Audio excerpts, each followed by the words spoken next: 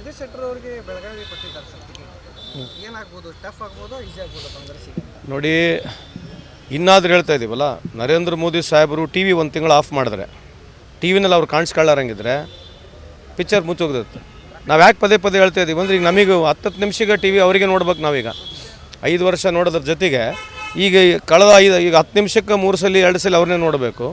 ಆಮೇಲೆ ನಮ್ಮದೇನು ವಾದ ಇದೆ ಅಂತಂದ್ರೆ ಇನ್ನಾದರೂ ಅದೇ ಇದ್ದೀವಿ, ನೀವು ಚರ್ಚೆಗೆ ಬನ್ನಿ ಅಂತ ಹೇಳ್ತಾ ಇದ್ದೀವಲ್ಲ.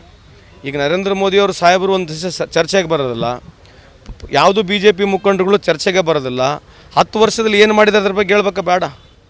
ಈಗ 10 ವರ್ಷದ ಬಗ್ಗೆ ಮಾತನಾಡೋದು ಬಿಟ್ಬಿಟ್ಟು 5 ವರ್ಷದಲ್ಲಿ ಇನ್ನು ಮುಂದೆ ಏನು ಮಾಡ್ತೀನಿ ಅಂತ ಚರ್ಚೆ ಮಾಡ್ತಾರೆ. ಅದು ಇರಲಿ, ಅದು ಆಬ್ವಿಯಸ್ಲಿ ಮ್ಯಾನಿಫೆಸ್ಟೋ ಇರಬೇಕು. ಮುಂದೆ ಅಧಿಕಾರಕ್ಕೆ ಬಂದರೆ ಏನು ಮಾಡ್ತೀನಿ ಅಂತ ಹೇಳ್ತಕ್ಕಂಥದ್ದು ಸಹಜ ಇದೆ. ಆದರೆ ಕಳೆದ 10 ವರ್ಷದಲ್ಲಿ ಏನಾಗಿದೆ ಈ ದೇಶದ ಗತಿ? ಇವ್ರು ಮಾಡಿರ್ತಕ್ಕಂಥ ಪ್ರಾಮಿಸ್ಗಳು ಏನಿದ್ದಾವೆ? As it one promise fulfilled by this government last 10 years? No. So misuse of power, misuse of publicity, over publicity, ED, FEMA, FERA, CBI ಇದು ಬಿಟ್ಟರೆ ಈ ದೇಶದಲ್ಲಿ ಬೇರೆ ಏನಿಲ್ಲ. ಸೊ ಇದು ಒಂದು ವ್ಯವಸ್ಥೆಯಲ್ಲಿ ಅವರು ಒಂಥರ ರುಚಿ ಕಂಡಿದ್ದಾರೆ, ಯಾವ ರೀತಿ ಅಧಿಕಾರಕ್ಕೆ ಬರಬೇಕನ್ನೋದು ಒಂದು ಪ್ರಾಕ್ಟೀಸ್ ಕಂಡುಬಿಟ್ಟಿದ್ದಾರೆ. ಹಂಗಾಗಿ ಅವ್ರಿಗೆ ಸ್ವಲ್ಪ ಅನುಕೂಲ ವಾತಾವರಣ ಇದೆ. ಬಟ್ ಓವರಾಲ್ ಪರ್ಫಾರ್ಮೆನ್ಸ್ ನೋಡಿದ್ರೆ ಝೀರೋ ಇದೆ. ಇವತ್ತು ನೀವು ಹಂಗರ್ ಇಂಡೆಕ್ಸ್ ನೋಡ್ತೀರಾ, ಹ್ಯಾಪಿನೆಸ್ ಇಂಡೆಕ್ಸ್ ನೋಡ್ತೀರಾ, GDP ನೋಡ್ತಾರೆ. ಇವತ್ತು GDP ಬಾಂಗ್ಲಾದೇಶಕ್ಕಿಂತ ವೀಕ್ ಇದ್ದೀವಿ ನಾವು. ಅದಕ್ಕಿಂತ ಹೆಚ್ಚಾಗಿ per capital income Bangladesh is better than India. ಇದ್ರ ಬಗ್ಗೆ ಚರ್ಚೆ ಮಾಡೋಣ.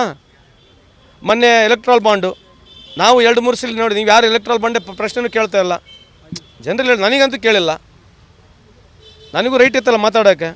ಯಾರು ಅದೇ ವಿಷಯಗಳು ಯಾವ್ದು ತೊಗೋಬೇಕು? Electoral bond is not A burning issue in this country. ಯಾಕೆ ಪ್ರಹ್ಲಾದ್ ಜೋಶಿ ಸಾಹೇಬ್ರು ಯಾಕೆ ಇದ್ರ ಬಗ್ಗೆ ಮಾತನಾಡಬಾರ್ದು? ಎಲೆಕ್ಟ್ರಲ್ ಬಾಂಡ್ ಬಗ್ಗೆ ಮಾತನಾಡಬೇಕಲ್ಲ. ನಾ ಖಾನೆ ದೂಂಗ, ಖುದ್ದು ಕಾವುಂಗ, ನಾ ಖಾನೆ ದೂಂಗ ಅಂತ ಹೇಳ್ತಾಯಿದ್ರು. ಇದು 6,500 ಕೋಟಿ BJP ಇವತ್ತು ಫಂಡಿಂಗ್ ಬಂದಿದೆ. ಎಲ್ಲಿಂದ ಬಂದಿದೆ? ಯಾಕೆ ತೊಗೊಂಡ್ರಿ? ಎಲ್ಲಿ ಎನ್ಕ್ವೈರಿಗಳು ಇರ್ತಕ್ಕಂಥದ್ದು? ನೀವೇ ಇನ್ಕಮ್ ಟ್ಯಾಕ್ಸ್ ರೈಡ್ ಮಾಡಿ, CBI, ಫೆಮಾ, ಫೆರಾ, ಇಡಿ ಕಂಪ್ನಿಗಳು ನೀವು ರೈಡ್ ಮಾಡಿ ಆ ಕಂಪ್ನಿಗಳಿಂದ ದುಡ್ಡು ತೊಗೊಳ್ತಕ್ಕಂಥ ಅವಶ್ಯಕತೆ ಇದೆಯಾ? ತೊಗೋಬಾರ್ದಾಗಿತ್ತು. ಯಾಕೆ ತೊಗೊಂಡ್ರಿ?